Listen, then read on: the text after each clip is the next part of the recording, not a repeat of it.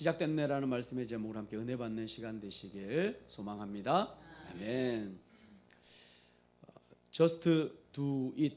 스포츠 회사 나이키를 세계적 브랜드로 만든 슬로건이죠. 여러분도 TV에서 한 번쯤은 보셨을 그런 슬로건입니다.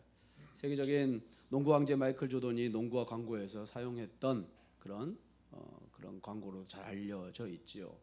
이 Just do it의 뜻은 일단 해봐, 일단 시작해라는 뜻을 가지고 있습니다. 그 의미는 여러 가지를 해석할 수 있지만 가장 큰 의미는 시작하지 않으면 어떤 결과도 얻지 못한다는 것이죠. 그래서 도전하라, 시작하라라는 것입니다. 이 세상 모든 것은 시작이 있었기 때문에 이루어졌습니다. 우리의 삶도 마찬가지죠. 무엇이든지 시작하지 않았다면 지금 우리의 삶은 있을 수 없었습니다. 그래서 시작은 중요합니다. 또한 시작은 결단했음을 의미하고 실행으로 옮긴 것이기에 중요합니다. 예수님은 30세에 공생애를 시작하셨습니다. 공생애라는 것은 본격적으로 사역을 시작하신 때를 말하는 공식적인 공적 삶을 의미합니다. 무엇보다 그 시작은 세례를 받으심으로 시작되었습니다. 세례 요한이 행한 세례는 회개를 촉구하는 세례였습니다. 죄에서 멀어지는 것이죠. 그런데 예수님은 하나님이시기에 죄가 없으셨죠. 그러니 세례가 필요 없는 분이셨습니다. 그럼에도 예수님은 세례를 받으셨지요. 왜 그러셨을까요? 왜 세례를 받으셨을까요? 또한 이를 시점으로 사역을 시작한 이유는 무엇일까요? 왜 세례를 통해 사역 시작을 선포하신 것일까요? 하나님의 백성인 우리에게 세례는 중요합니다. 세례가 구원의 기준은 아닙니다. 하지만 세례는 그리스도인을 구분하는 가시적인 기준이 되지요. 그래서 교회의 정식 교인의 기준은 세례 교인입니다. 그래서 교회 중요한 결정을 할 때 공동회를 거치는데 공동회에 참석하는 기준이 세례 교인입니다. 그런데 우리가 세례 교인이 된다는 것은 꼭 그런 의미만을 가지고 있지는 않습니다. 참 그리스도인으로 세례를 받는다는 것은 그렇다면 어떤 의미일까요? 그 의미는 예수님께서 공생애를 시작하시면서 세례를 받은 모습에서 발견할 수 있습니다. 오늘 말씀 가운데 예수님이 받으시는 세례를 통해 우리가 받은 세례의 의미를 돌아보며 그에 합당한 삶을 살고 있는지 점검하는 시간 되시길 축복합니다. 예수님이 받은 세례의 의미를 조금 더 깊게 생각해 보겠습니다. 21절입니다. 백성이 다 세례를 받을새 예수도 세례를 받으시고 기도하실 때에 하늘이 열리며. 아멘. 예수님께서 세례를 받으셨습니다. 예수님의 세례는 다른 복음서에서 볼 수 있을 정도로 중요한 사건입니다. 그런데 누가복음에서 볼 수 있는 특별한 점은 누구에게 세례를 받았는지 언급되고 있지 않다는 사실이죠. 물론 정황상 알 수는 있습니다. 백성이 다 세례를 받았습니다. 누구에게 받았습니까? 세례 요한에게 받았지요. 그리고 이어서 예수님께서 받았다고 본문은 설명하고 있습니다. 누구에게 받았을까요? 세례 요한에게 당연히 받았겠죠. 마태복음 3장 13절 말씀입니다. 이때에 예수께서 갈릴리로부터 요단강에 이르러 요한에게 세례를 받으려 하시니. 아멘. 그런데 서두에도 말씀드린 것처럼 예수님께서 왜 세례를 받으셨을까요? 예수님은 죄가 없으신 분이십니다. 히브리서 4장 15절입니다. 우리에게 있는 대제사장은 우리의 연약함을 동정하지 못하실 이가 아니요 모든 일에 우리와 똑같이 시험을 받으시니로되 죄는 없으시니라. 아멘. 예수님은 죄가 없으십니다. 그런데 왜 세례를 받으셨을까요? 먼저 예수님께서 세례를 받고자 나올 때에 가장 당황한 사람이 있습니다. 누구죠? 세례 요한이겠죠. 14절입니다. 요한이 말려 이르되 내가 당신에게서 세례를 받아야 할 터인데 당신이 내게로 오시나이까. 아멘. 세례 요한은 예수님께서 세례를 베풀어 주셔야 하는데 예수님 세례를 받으러 나오시니 더 황당했고 거부하게 되지요. 이에 예수님께서 대답을 하십니다. 15절입니다. 예수께서 대답하여 이르시되 이제 허락하라. 우리가 이와 같이 하여 모든 의를 이루는 것이 합당하니라 하시니 이에 요한이 허락하는지라. 아멘. 죄가 없으신 예수님께서 세례를 받으신 이유는 무엇이었습니까? 오늘 말씀을 보니 모든 의를 이루기 위함이다 라고 말씀하고 있습니다. 예수님은 자신에게 필요해서가 아니라 죄인의 구원을 위한 것임을 분명히 밝히고 있는 것이죠. 모든 의를 이하기 위해, 모든 의를 이루기 위해 죄 아래 멸망의 길을 가는 백성을 구원하기 위해 세례가 필요했다는 것이죠.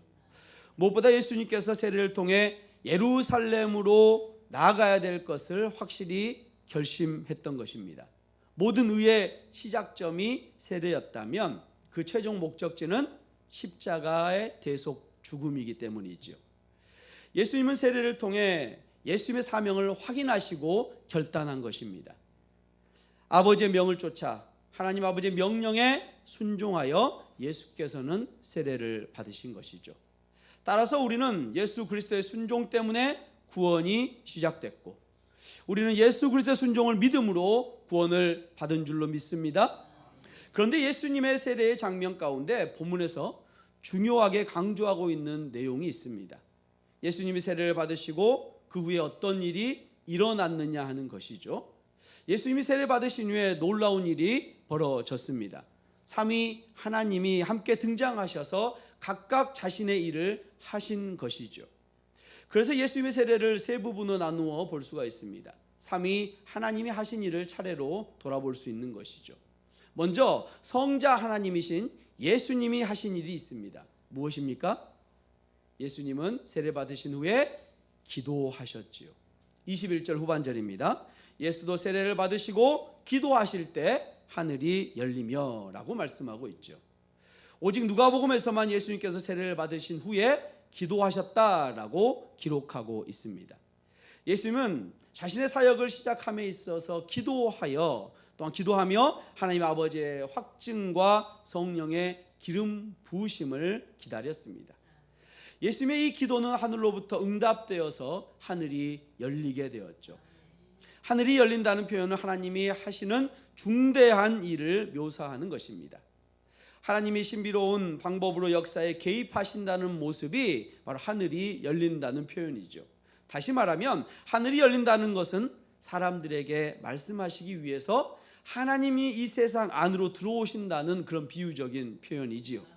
특별히 이 사건은 인류의 역사의 거대한 전환점이자 새 역사, 새 시대의 출발입니다. 이제 율법과 선지자의 시대는 저물어 가고 복음과 메시아의 시대가 열리게 된 것이기 때문입니다. 무엇보다 예수님이 기도하시자 하늘이 열렸습니다.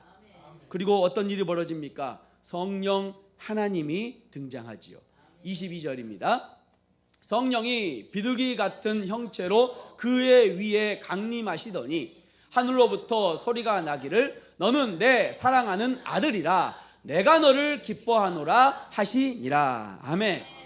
성자 하나님의 그 다음으로 성령 하나님이 그 일을 하신 것이죠. 어떤 일을 하셨습니까? 성령 하나님께서 강림하신 것입니다.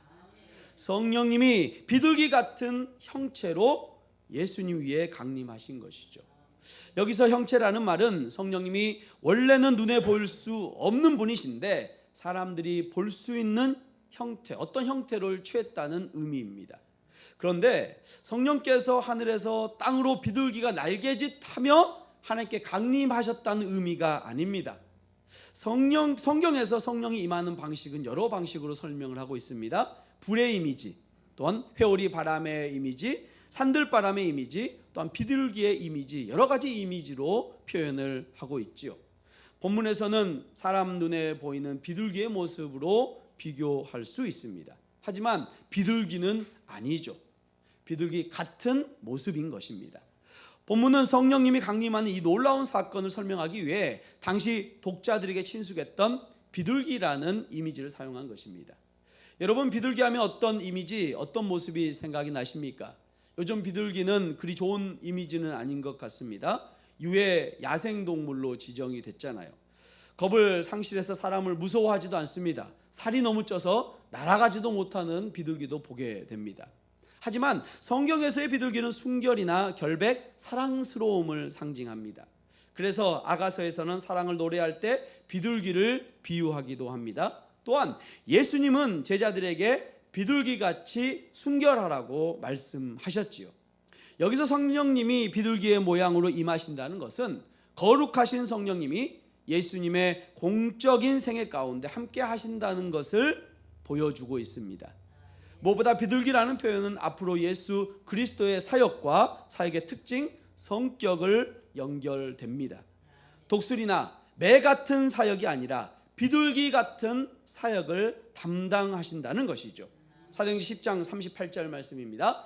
하나님이 나사렛 예수의 성령과 능력을 기름 붓듯 하셨음에 그가 두루 다니시며 선한 일을 행하시고 마귀에게 눌린 모든 사람을 고치셨으니 이는 하나님이 함께 하셨습니다. 아멘. 하나님께서는 성자 예수님에게 성령과 능력을 부어주셔서 비둘기와 같은 사역을 감당케 하셨습니다. 비둘기와 같은 사역은 선한 일을 행하고 마귀에 눌린 자를 고쳐주는 사역이지요. 이사야 42장에서도 그리스도의 사역을 다음과 같이 진술합니다. 42장 3절입니다. 함께합니다. 상한 갈대를 꺾지 아니하며 꺼져가는 등불을 끄지 아니하고 진실로 정의를 시행할 것이며. 아멘. 비둘기와 같은 사역은 상한 갈대를 꺾지 않으시고 꺼져가는 등불을 끄지 않는 죽이는 사역이 아니라 살리는 사역인 줄로 믿습니다. 예수님은 공생애 동안 비둘기와 같은 사역을 감당하신 줄로 믿습니다. 성령님이 강림하고 나서 또 어떤 일이 이루어졌습니까? 마지막으로 성부 하나님께서 말씀하셨습니다. 하늘로부터 하나님의 음성이 들렸죠. 어떤 말씀입니까? 너는 내 사랑하는 아들이라 내가 너를 기뻐하노라. 할렐루야. 다시 한번 합니다. 시작. 너는 내 사랑하는 아들이라 내가 너를 기뻐하노라. 아멘. 예수님이 공적인 사역을 시작하려 할 때에 아버지 하나님께서 예수님이 어떤 분이신지를 증거하신 것이죠. 먼저 하나님 아버지께서 말씀하셨습니다. 사랑하는 아들이다. 사랑하는 아들이다. 즉히 소중한 아들이라는 뜻이죠. 예수님은 하나님의 하나밖에 없는 가장 소중한 사랑스러운 아들인 것입니다. 하나밖에 없는 아들이 얼마나 소중하고 귀하겠습니까? 그리고 기뻐한다라고 말씀하십니다. 성육신 하신 예수 그리스도를 향한 아버지 하나님의 사랑이 느껴지십니까? 그런데 왜 하나님 아버지는 아들을 기뻐한다라고 표현하고 있는 걸까요? 먼저 아버지께 순종하는 아들이기 때문이지요. 예수님은 시작부터 끝까지 아버지의 뜻에 순종하는 아들이었습니다. 예수님은 극한 환경, 어려움에도 순환에도 단 한 번도 불순종하지 않으셨습니다. 불평도 없는 순종하는 아들이었고 순종하는 종이었고 아들로서 이름도 빚도 없이 양처럼 십자가의 길을 가는 아들이었습니다. 무엇보다 예수님은 그 마음의 초점에 자기 자신이 아니라 하나님을, 아버지를, 쉬운 길이 넓은 길, 영광의 길을 택하지 않고 하나님의 뜻에 헌신하는 분이었습니다. 하나님의 메시지에 순종하는 분이셨습니다. 하나님께서는 예수님이 인류 역사의 주인공으로 등장하는 그 시점에 예수님이 어떤 분인지 친히 소개해 주시고 계신 것이지요. 사랑하는 성도 여러분, 본문은 예수님이 어떤 분이신지 밝히 보이고 있습니다. 예수님이 누구십니까? 하나님의 아들이십니다. 무엇보다 이 사실이 드러난 시점은 예수님께서 공생애를 시작하려 하면서 세례를 받을 때였다는 것이죠.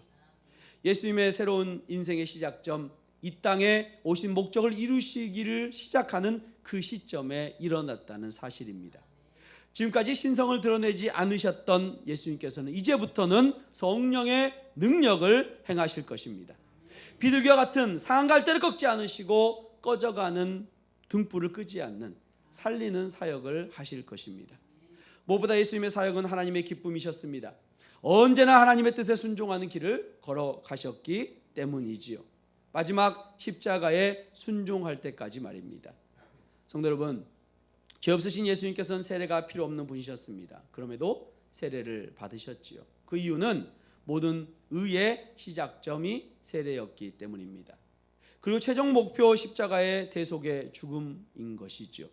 다시 말하면 예수님의 세례를 통해서 자신의 사명을 확인하고 결단한 것입니다.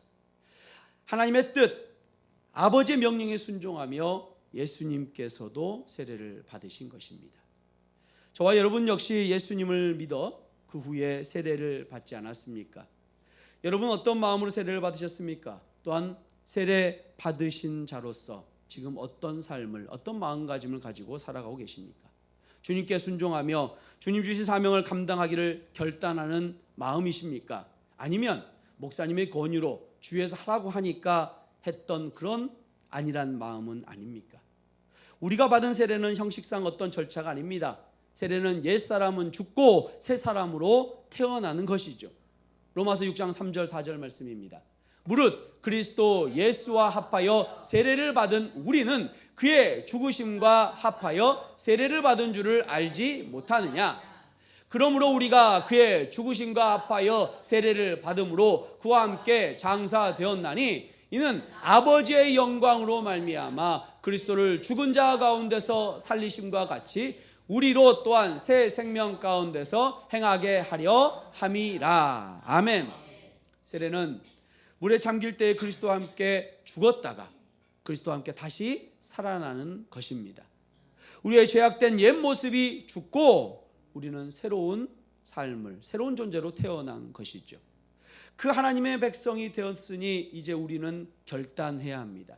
하나님의 뜻에 순종하며 살겠다고, 세상과 구별되게 살겠다고 결단해야 합니다. 혹시 세례 받았지만 너무 오래돼서 기억이 가물가물하십니까? 이 시간 다시 결단하시기 바랍니다. 세상이 아닌 하나님의 뜻에 순종하며 주님께 합한 자로 살아가기를 결단하시길 소망합니다. 언제나 우리와 함께 하시는 주님께서 반드시 이루어 주실 줄로 믿습니다. 23절입니다. 예수께서 가르치심을 시작하실 때 30세쯤 되시니라. 사람들이 아는 대로는 요셉의 아들이니 요셉의 위는 헬리요. 38절입니다. 그 위는 에노스요, 그 위는 셋이요, 그 위는 아담이요, 그 위는 하나님이시니라. 예수님께서는 30세에 사역을 시작하셨습니다. 본문은 예수님의 사역을 본격적으로 다루기에 앞서서 예수님의 족보에 대해서 먼저 소개를 하고 있지요. 여러분 성경에서 족보를 한번 보십시오. 여기에 몇 명의 이름이 나옵니까? 혹시 세보셨습니까? 네, 안 세보신 것 같아서 제가 한번 세봤습니다. 76명의 이름이 나옵니다. 하나님까지 하면 77의 이름이 등장한 것이죠. 참 많은 사람이 기록되어 있습니다. 여기서 한 사람 한 사람을 기록된 의미를 살펴보기보다는 조금 더 큰 의미, 왜 이곳에 족보가 쓰였고, 또한 예수님의 족보는 마태복음 1장에 등장하는데 그 마태복음의 족보와는 어떠한 차이가 있는지에 대해서 조금 더 살펴보고자 합니다. 먼저 생각해 볼 것은 마태복음과의 차이이죠. 새해가 되면 누구나 성경 읽기를 도전을 하지요. 올해 참 감사하게 성경 일독 통독을 저희가 결단하였고 또한 이루어 주셨습니다. 주님께 감사의 박수 올려드리겠습니다. 네. 그런데 대부분의 성도들은 창세기를 시작하다가 레위기에 오면은 위기를 맞이하지요. 그리고 다시 신약부터 읽어야겠다. 그 신약을 펴서 시작합니다. 그런데 다시 위기를 맞이합니다. 신약 1장 1절, 마태복음 1장 1절에 낳고 시리즈가 나오잖아요. 낳고 족보를 읽다 보면 잠이 들고 말지요. 마태복음 족보는 아브라함에서 시작해서 예수 그리스도로 끝을 맺습니다. 이것이 일반적인 족보의 기록 순서이지요. 저희들의 족보도 그렇게 쓰여 있지 않습니까? 그런데 오늘 본문에 누가복음의 족보는 반대로 쓰였습니다. 예수 그리스도로부터 시작해서 아담, 하나님으로 마치는 것이죠. 순서가 반대로 된 것입니다. 마태복음이 하향식 계보라면 누가복음은 상향식 계보인 것이죠. 이것이 우리가 누가의 족보에서, 누가복음의 족보에서 볼 수 있는 가장 큰 특징입니다. 그래서 누가복음의 족보는 아담에게 초점이 맞춰져 있음을 알 수가 있지요. 모든 조상을 통해서 아담에게까지 거슬러 올라가기 때문이지요. 우리 다시 한번 생각해 보면 그 이유는 뭐냐면 누가복음은 유대인뿐만 아니라 이방인 모두가 예수 그리스도로만이 구원을 얻는다는 그런 복음의 메시지를 전하는 게 누가복음입니다. 그렇기 때문에 모든 인류, 전 인류는 아담의 후손임을 강조하기 위해 이런 상향식 족보가 쓰여졌다는 것이죠. 예수님은 모든 인류에게 자유를 주기 위해 오신 줄로 믿습니다. 모든 사람에게 하나님의 은혜를 선포하기 위해 오신 줄로 믿습니다. 무엇보다 우리가 생각해 볼 것은 23절의 말씀입니다. 예수님은 사람들이 아는 대로 요셉의 아들이라는 표현을 하고 있죠. 사람들이 아는 대로는 요셉의 아들이 바로 예수님인 것이죠. 사람들이 생각하기로, 사람들이 믿기로는 예수님은 요셉의 아들인 뿐이죠. 사람들은 예수님을 하나님의 아들로 알기보다는 기독교의 창시자, 4대 성인 중에 한 명, 존경받는 인물 중에 한 사람, 귀감이 되고 경건한 삶을 살았던 인물로만 기억을 합니다. 그냥 책꽂이에 꽂아 있는 한 명의 위인으로만 생각을 한 것이죠. 예수님을 이 정도로만 생각하는 것은 정말로 심각한 일입니다. 예수님이 누구십니까? 여러분은 예수님을 누구로 알고 계십니까? 누구라고 생각하며 누구라고 믿고 계십니까? 이것은 모든 사람들이 자신의 인생에서 예외 없이 분명하게 해야 할 질문입니다. 하지만 세상의 많은 사람들은 예수님을 모르지요. 관심도 없습니다. 자기 생각대로 예수님을 오해하고 살아갑니다. 제대로 알려고 하지도 않습니다. 많은 사람들이 그렇게 어리석은 선택을 하며 살다가 영원한 멸망으로 떨어지고 말지요. 그러면 여러분은 예수님을 어느 정도로 알고 계십니까? 교회 다니니까 예수님을 들었고 때로 예수님에 대해서 놀라기도 합니다. 하지만 그 예수님이 진정한 하나님의 아들이라는 사실에 대해서는 별로 관심이 없을 수도 있습니다. 그분이 모든 일을 구원하시는 메시아라는 사실을 받아들이지 않고 있을 수도 있습니다. 하지만 오늘 말씀을 보시기 바랍니다. 하나님께서 예수님을 누구라고 말씀하셨습니까? 내 사랑하는 아들이라고 분명히 말씀하고 계십니다. 하나님 보시기엔 확실하게 하나님의 아들이라는 것이죠. 예수님은 하나님의 아들이십니다. 하늘로부터 울려 퍼지는 하나님의 음성에 귀를 기울이시기 바랍니다. 하나님은 바로 예수님이 자랑하는, 사랑하는 아들이라고 증거하고 있는 것이죠. 예수님은 하나님께로부터 우리에게 내려오신 분이십니다. 아담의 자손으로 오셨지만 예수님은 아담을 창조하신 분이십니다. 다윗의 자손으로 오셨지만 예수님은 다윗을 왕으로 택하신 분이십니다. 오늘 본문은 예수님이 누구신지, 어디에 오셨으며 어디로 가고 계시는지 말해주고 있습니다. 예수님의 세례와 족보는 결국 같은 것을 우리에게 알려줍니다. 예수님의 세례를 통해서 그리고 족보를 통해서 하나님의 아들됨이 확증된 줄로 믿습니다. 할렐루야. 사랑하는 성도 여러분, 우리가 꼭 기억할 것은 예수님께서 공생을 시작하시면서 세례를 받으셨다는 사실이지요. 특별히 예수님께서 세례를 받으신 직후 가장 먼저 한 일이 무엇입니까? 기도하셨지요. 예수님은 주요 사역을 하는 순간순간마다 기도를 하셨습니다. 본문의 세례를 받을 때, 12제자를 택할 때 변화산에서, 십자가의 직전에 겟셋마네 동산에서, 무엇보다 십자가에 올라가 계셨음에도 불구하고 독사의 자식들을 위해서 죄사함의 기도를 하셨지요. 예수님께서는 매 순간 기도하셨습니다. 이 땅에 계시는 동안, 육신의 기간 동안 예수님께서는 기도를 쉬지 않으셨습니다. 신성으로는 모든 것을 아시기에 기도할 필요가 없으시지만 인간의 몸을 가지고 있는 인성으로 기도하지 않을 수 없었다는 것입니다. 도대체 기도가 무엇이기에 예수님께서는 그렇게 열심히 하셨습니까? 기도는 호흡이죠. 기도는 하나님과의 대화입니다. 기도는 하나님과의 관계를 알게 하고 회복해 하기 때문이죠. 세례와 더불어 기도는 하나님과의 관계를 의미합니다. 예수님의 족보는 어떻습니까? 예수님의 족보를 통해 사람들의 눈으로 예수님을 바라보면 안 된다는 것을 우리는 깨닫게 됩니다. 예수님은 하나님의 아들이십니다. 하나님께서 친히 말씀하셨습니다. 그분은 하나님이십니다. 혹시 예수 믿는다고 하면서 성경 말씀이 인정되지 않고 믿어지지 않지는 않습니까? 어떻게 예수님이 죽은 나사로를 살렸어? 어떻게 예수님이 부활할 수 있어? 라고 의심하고 있지는 않습니까? 이러한 자세는 믿는 자의 자세가 아닙니다. 세상 사람들과 동일한 자세이지요. 우리는 먼저 하나님과의 관계를 기억해야 합니다. 우리는 구원받은 하나님의 자녀입니다. 그러므로 세상의 관점이 아닌 하나님의 관점으로 하나님께 순종하며 살아가야 될 줄로 믿습니다. 성도 여러분, 우리는 또한 세례받은 자들입니다. 예수님이 하나님의 아들로 우리의 모든 죄를 사하여 주시고 우리의 구원주가 되어 주심을 믿는 자들이지요. 그러기에 먼저 하나님과의 관계가 정립되지 않으면 안 됩니다. 우리는 예수님의 십자가의 죽으심으로 인해 이제 하나님의 자녀가 되었습니다. 그러므로 하나님의 자녀답게 살아가야 합니다. 우리의 정체성을 확실히 기억하시기 바랍니다. 세상의 눈이 아닌 하나님의 관점으로 바라보시기 바랍니다. 또한 우리는 주님께만 순종하며 나아가야 합니다. 나의 뜻이 아닌 하나님의 뜻을 언제나 구하고 순종하시기 바랍니다. 그것이 우리가 세례받은 자로 나아가는 것입니다. 여러분, 주님의 역사는 우리를 통해 이루어집니다. 특히 세례는 그 시작을 의미하지요. 혹시 그 시작점에서 머뭇거리고 있지는 않으십니까? 그렇다면 다시 시작합시다. 다시 일어섭시다.